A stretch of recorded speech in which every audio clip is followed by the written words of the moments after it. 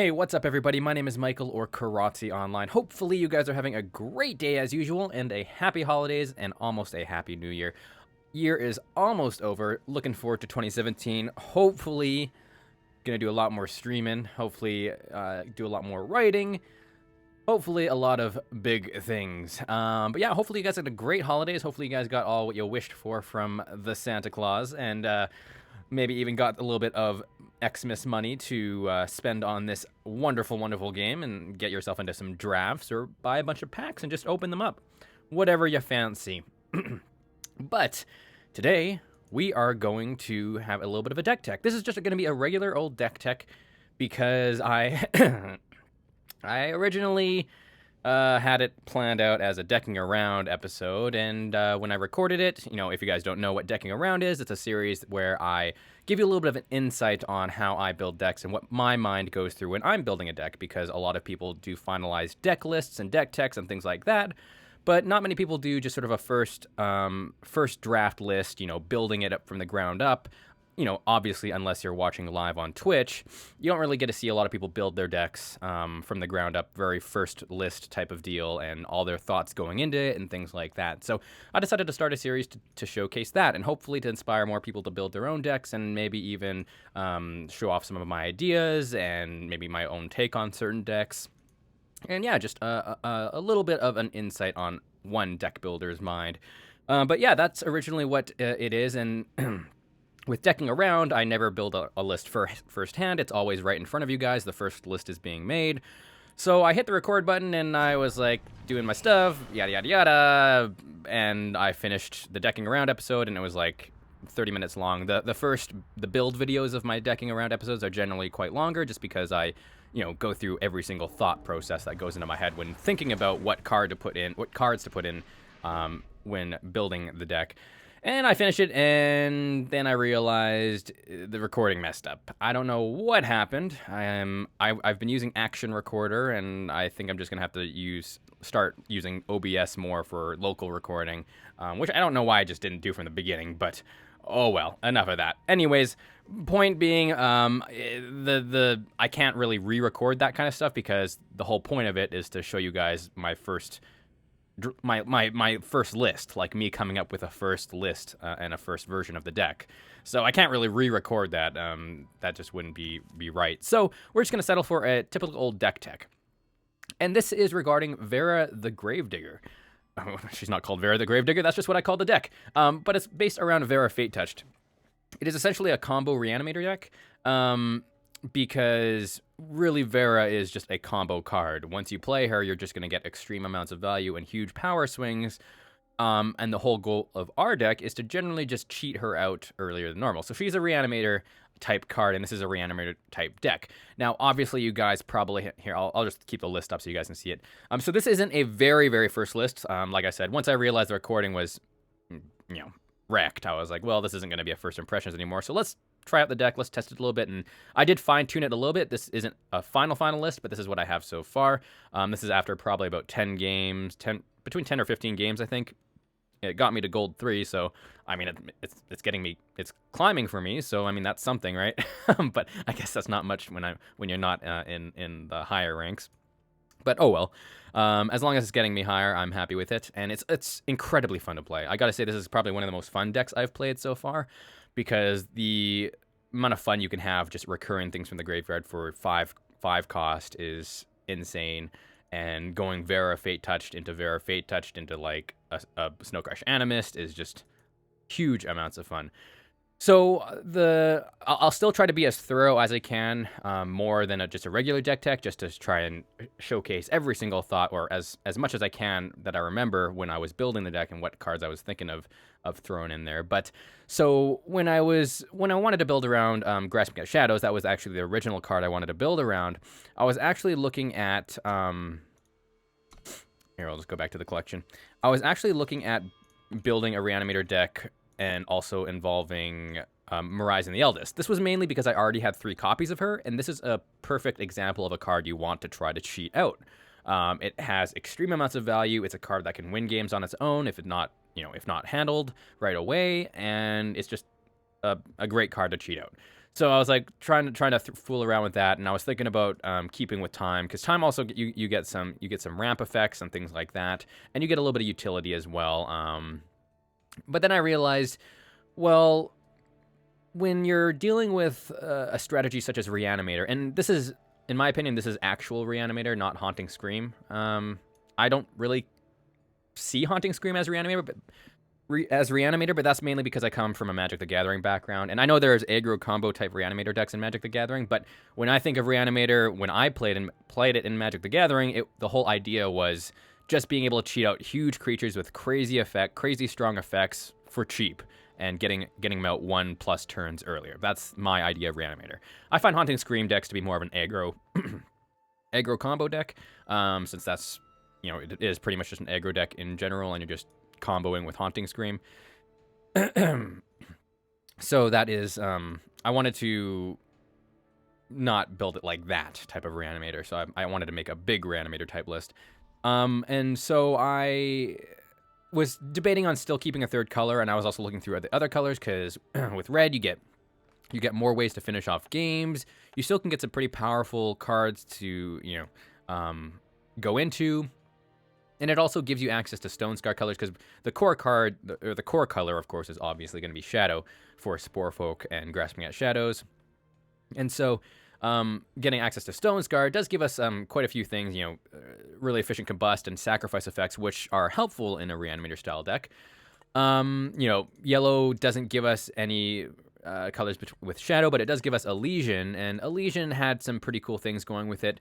I mean, we had 20 Ritual, which, when you're comboing, when you're trying to get really, really big things into the graveyard from your hand or your graveyard, getting extra copies in your hand with big, powerful effects. Getting extra Umbren Reapers is crazy strong. Getting extra Black Sky Harbingers, like getting any of your extra big cards is crazy strong. So I was debating on Elysian type stuff. Oh, excuse me. Oh, dying. Sorry about that. Elysian also gives us, other big beaters such as Surzo. And also, Nesting Aviarsar was another good card from Elysian that I wouldn't mind having in a Reanimator style deck, mainly because what Nesting Aviarsar does is it doesn't punish you as much for if you happen to draw these higher cost cards in your hand. If you're playing this on curve, you could go Nesting Aviarsar into earlier I had a 7-drop. I had Venom Spine Hydra or whatever, and I was like, well, you could turn Nesting Aviarsar curving out into a 4-drop into typically a 7-drop, but play it on turn 5. That type of deal. So you could go like that. That was another option for Elysian. For green, green really didn't have anything, because obviously you don't have any access to multicolored cards, because there's no allied combinations in there other than keeping with the Feln, of course. I was sticking with Feln, by the way, if it wasn't obvious. But the thing that Justice gives us, it does give us more of a control aspect with Harsh Rule, and when you're playing this style of deck, it's all about just surviving the early game, because any plays you have from turn 5 or on are going to be very impactful and very heavy. So as long as you can last till turn 5 and still have some sort of control over the board, you have cards like Umbren Reaper, Black Sky Harbinger, and stuff like that, and Snowcrush Animist to help you stabilize quite easily. So Harsh Rule was another option to just sort of get an access to a very unconditional AoE spell. You could also do some cute things in order to splash that by, playing. I was thinking about playing, Privilege of the Rank, because the idea was, if I'm playing Sporefolk and if you guys don't know what Sporefolk does, Sporefolk is a 1/2 for 2 that discards the top 5 cards of your deck. It mills yourself essentially. So with Privilege of Rank, it would happen if I discarded this through Sporefolk, I would get those 2 Justice Sigils to make it pretty easy, actually, to splash for Harsh Rule. So that was the idea behind that. Other than that, I mean, there are some big, powerful green cards, but really, I realized Harsh Rule was the only reason I would be going green. And then I settled just for sticking with Feln, because mainly Feln... Well, just sticking with 2 colors is you're staying as consistent as possible. When you're playing a style of deck like Reanimator, you're adding in another level of just draw RNG almost, because you're hoping to get really good really good cards into your graveyard, and you're hoping not to draw your high cost cards. And it, from a general perspective, it's a pretty inconsistent deck. So you want to make it as consistent as it can be. And so sticking with 2 colors is one of the ways we're going to do that. And we're still able to keep a pretty strong control aspect just because we're playing Feln colors. Oh, excuse me. I apologize for the coughing. So after settling on Feln, I had to look for, okay, so what are our core cards going to be? Whenever you're building a deck, the most helpful thing is to just figure out what your goal is. What is the foundation of your deck? You always want to start with the foundation, or at least this is how I build decks. I start with the foundation. I start with all the core cards that are essential to the deck. All the cards that the deck would not run without. So, I went through Shadow first because that's where most of the cards were going to be. And I added in the 4 copies of Sporefolk first because you need those to get things into your graveyard. And I also added in the 4 copies of Grasping at Shadows because this is going to be the card to cheat out those 6+ cards out earlier. I also added in the 4 Umbren Reapers because Umbren Reaper is just amazing. It's one of the Shadow cards. If you are a new player and are interested in playing Shadow as one of your main colors, Umbren Reaper is like a must-have in not in every deck, but it's a card that's just very flexible. You can put it in really good mid-range lists. You can put it in control lists. Just a lot of things, and even like a 2 of an aggro decks, just as another way of burn and having an evasive unit, it can sometimes actually be a way to close out games. It's just a very powerful card. And it's great in this style of deck because our Grasping at Shadows, even though they're 5 cost, we're not really cheating out Umbren Reaper. Umbren Reaper generally dies pretty easily, so as long as you have Grasping at Shadows, these are essentially can act as extra copies of Umbren Reaper. And if you're against aggro or anything like that, just chaining Umbren Reapers over and over, you'll just win the game due to inevitability and just out-resourcing your opponent's damage with your life swings with Umbren Reaper. So just a very, very solid card. From there, those were some of the core Shadow cards, and then I looked for also Vara, of course. I actually included Vara afterwards. I only had 2 copies of her. And then I played and I realized how much combo potential is behind her, so I decided to craft a 3rd copy. And now she's the centerpiece. Because originally I originally had Horizon from the Time faction as one of my end game units to cheat out. And then since I knew I was going Feln, one extra reason I was going Feln was because I already built a semi-partial Feln control list, so I already had 2 Blacksky Harbingers, and I had 2 Snowcrush Animists, so I was like, well, these are already extremely great cards to cheat out. Blacksky Harbinger, getting out a turn early can be really, really strong, and also Snowcrush Animist, you're able to bypass with Grasping at Shadows. You're not only able to bypass its cost, but able to bypass its influence requirement as well, making it a lot easier to cast from the graveyard. And Snowcrush Animist has won me plenty of games. It's a card that against aggro, it gives you a whole turn to stabilize if they happen to have units with 4 attack or more, which is unlikely with aggro, but even still, being able to potentially wipe their whole board, have a great blocker on the field, and just stall them for a turn with whatever big units they may have can help you stabilize and help you look for the answers that you need. So Snowcrush Animist, A+ card in my book. Blacksky Harbinger is the same deal. Being able to play it out a turn earlier against aggro or something like that can be backbreaking for them with the life gain, and it's just imperative sometimes in making sure you don't die to like an obliterate or something like that. So those are some of the big units that I was including, and then obviously the Umbren Reapers as well. From there, I was looking at sort of I was actually debating on including a Haunting Scream theme in here as well, since I had the Haunting Scream cards, and I was like, well, it's adding another level of Reanimator in there. But then I was like, well, again, Haunting Scream can be a little inconsistent as well, and I don't want to add in an early game level inconsistency to my already sort of inconsistent strategy.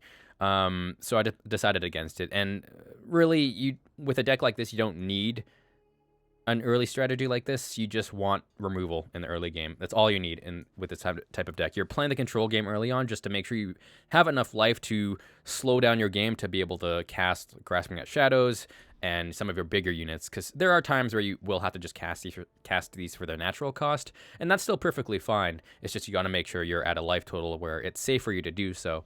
So really, it's just having that early removal suite, which is where I dove into next. So after throwing away the Haunting Scream idea, I decided to go back to the blue side, because another great reason that we need to go blue for a Reanimator style deck is for Herald Song.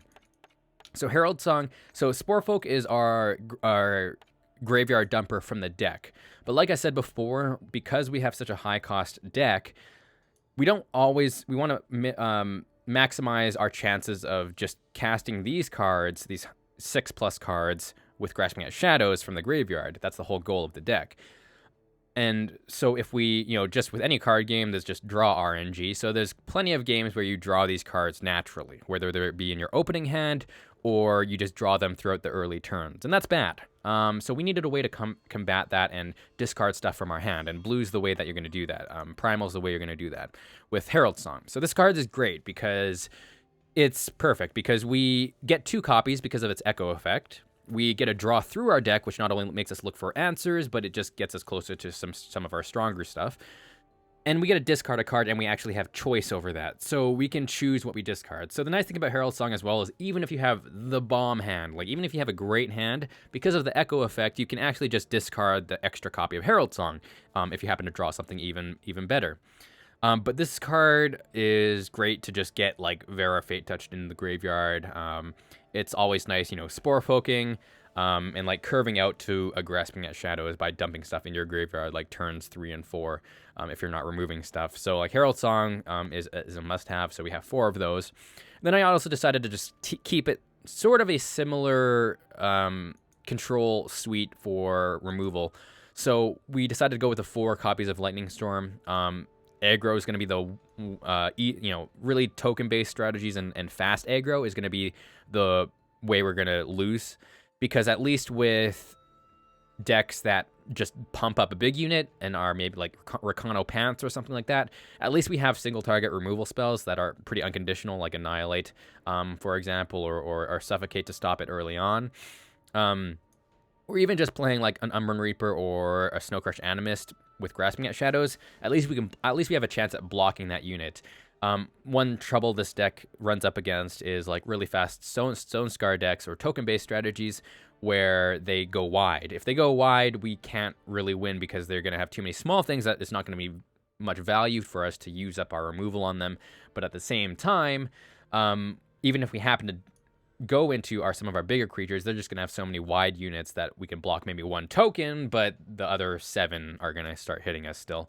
So we need the Lightning Storms. It's just you really want to be using these proactively, where you're not looking at being greedy. Like in control decks, you want to squeeze out as much value as you can out of your removal a lot of the time.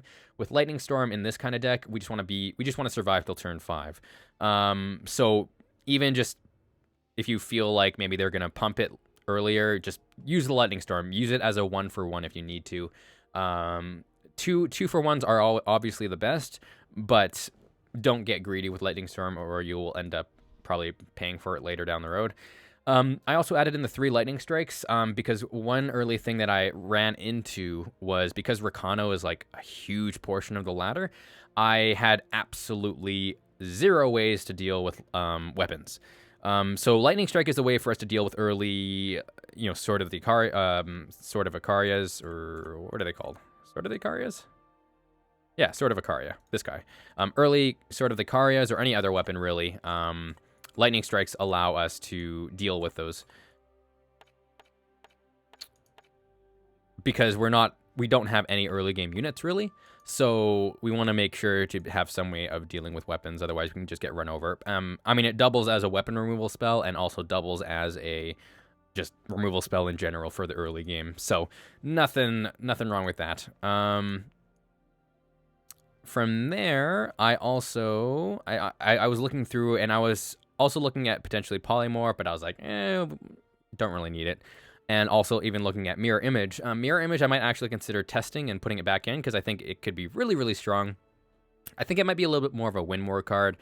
The thing is, though, like, once you stick your Umbren Reapers, Harbingers, Animists, and Varas on the board, even for one turn, if you can get an extra copy of those for three power, like, that's insane, because all of these come with pretty powerful effects, and 3 of them come with effects that happen on play, so you're able to trigger that an extra time, which is very, very powerful.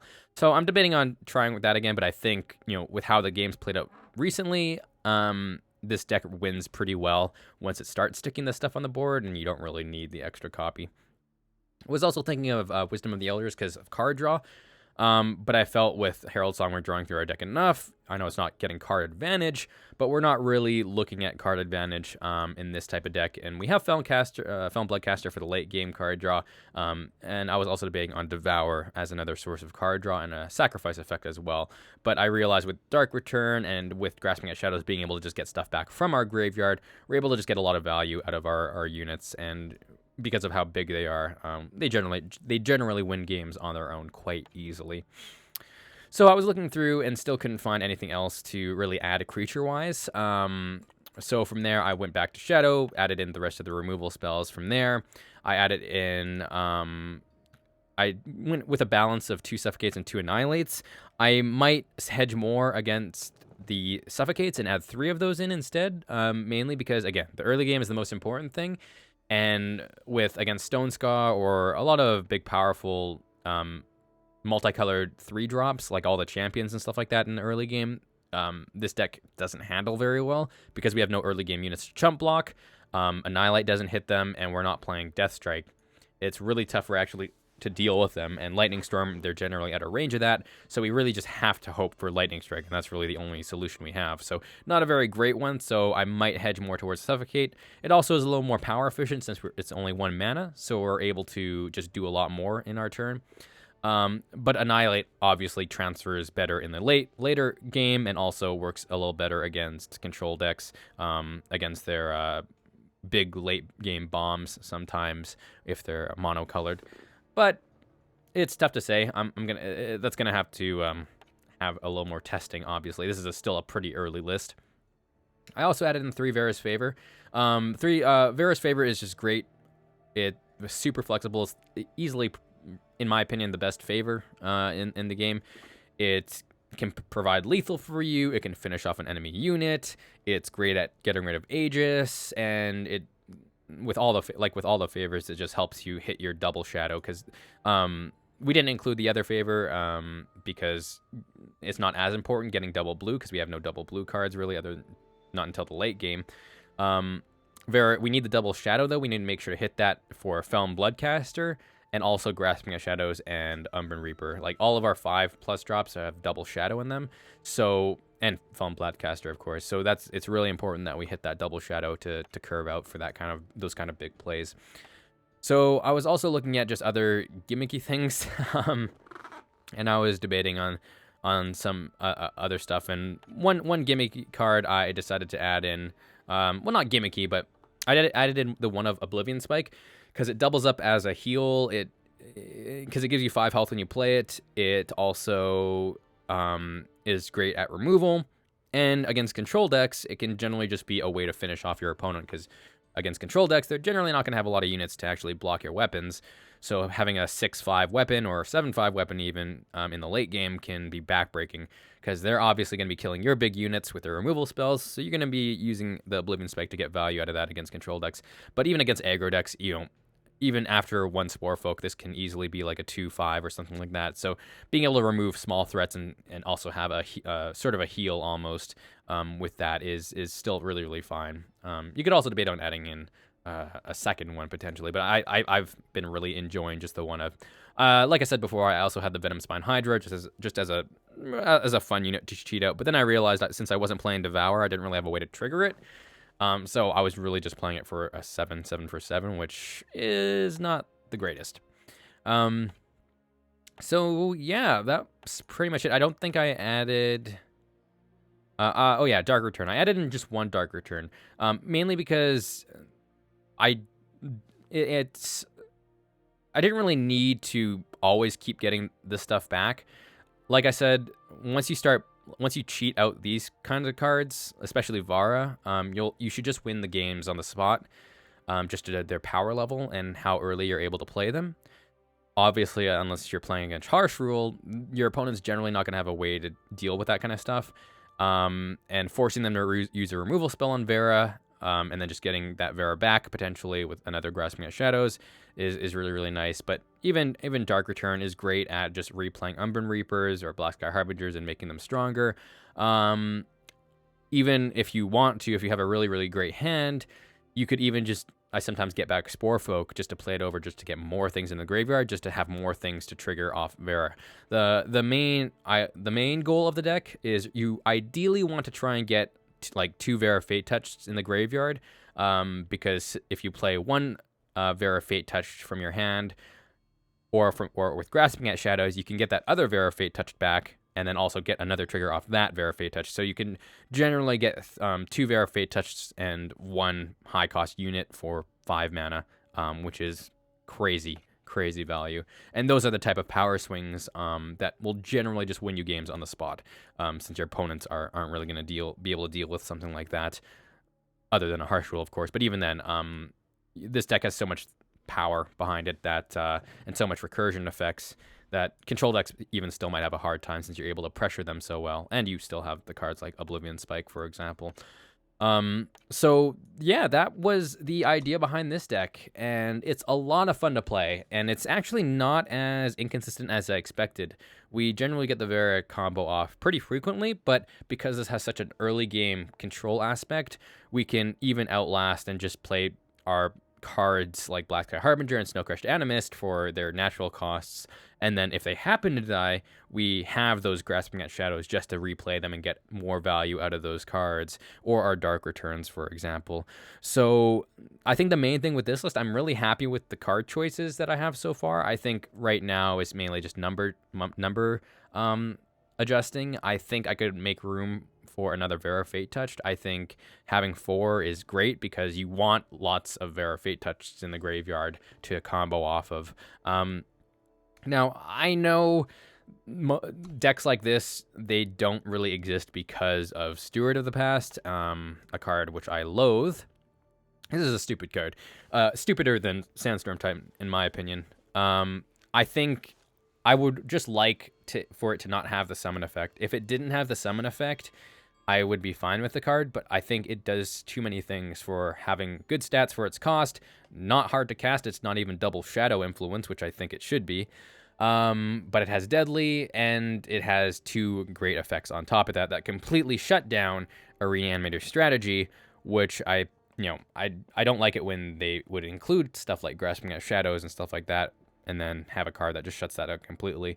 Obviously, Sandstorm Titan shuts down flying strategies, but at least if you kill the Sandstorm Titan, your flying units still get flying back. With Steward of the Past, it just undoes all the work you've done with the deck, and it's as a Reanimator deck, it's really tough to get back from that. So I don't like this card really. Obviously, I'm biased because I'm using a Reanimator deck, but surprisingly, I've only run into 1 Steward of the Past out of the 10 to 15 games I've played, because I don't think many people are playing decks that utilize them at the gold level. I'm sure all the Feln control decks and Diamond and Masters and stuff like that have them, but as of now, I'm not going to let 1 card prevent me from having fun with a deck like this, because this deck, it's, like I said before, it's probably one of the most fun I've had with a deck. It's just the power swings. It's just so satisfying on turn 5 playing Grasping at Shadows and getting 2 Vara Fate Touched back and a Black Sky Harbinger on turn 5. It's a lot of instant concedes from aggro decks for that. But that's the list, guys. I'm going to export this so I can make sure to remind myself to actually put it in the description, because I will put this in a text form in the description below if you guys want to import it into your Eternal game and fiddle around with the numbers and stuff like that. Let me know if you guys have played other Reanimator strategies, and I'd also like to hear if any of you guys have dabbled in Reanimator strategies that utilize a 3rd color, because I do want to experiment with adding in the time color or adding in some of the other color in the color wheel, but I think I just want to get a little more comfortable with this style of deck before I dabble into a third color, because I'm not very familiar with building tricolor decks anyways. But anyways, guys, I will be back with, I'll make sure to be back with an actual decking around episode soon. I'll probably maybe even record one right after this. We'll see. But until next time, guys, thank you guys so much for watching. Hopefully you guys have a great rest of your night, day, or morning wherever you are. And if I don't talk to you guys in a few days, I guess, have a happy new year. And we'll see you guys in the new year.